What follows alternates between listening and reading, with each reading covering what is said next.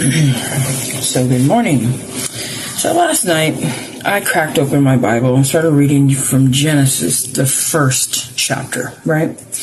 And I hadn't done that a long time.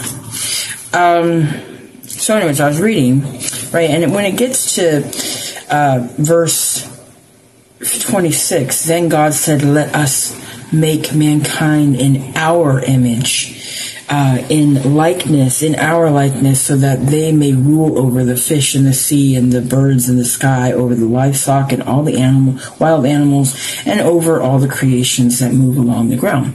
Now, pull your attention to "let us make mankind in our image," because in verse 27, then it says God created mankind in his own image. Now, some will argue, well, it's Trinity, except for, okay, we're always taught that, Jesus came into the world because of Adam and Eve sinning against, what God had said and all this stuff. Now, it kind of pulls to this. This is my thought process.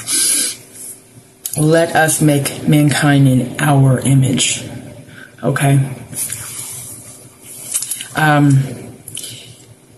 To me, it comes off as regardless of whether Adam and Eve sinned, Jesus was going to eventually arrive on earth, regardless.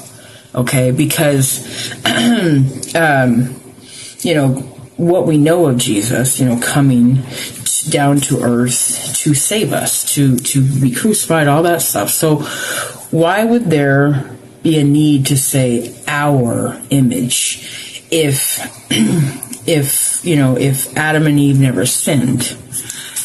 It's an interesting question, and I'm wondering if any other Bible teachers have picked up on that, had anything to say on it.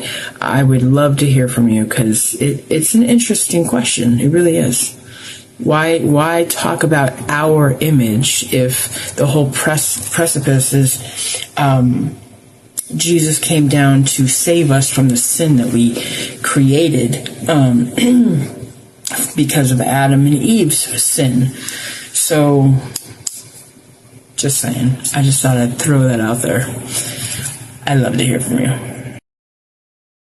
Clapper.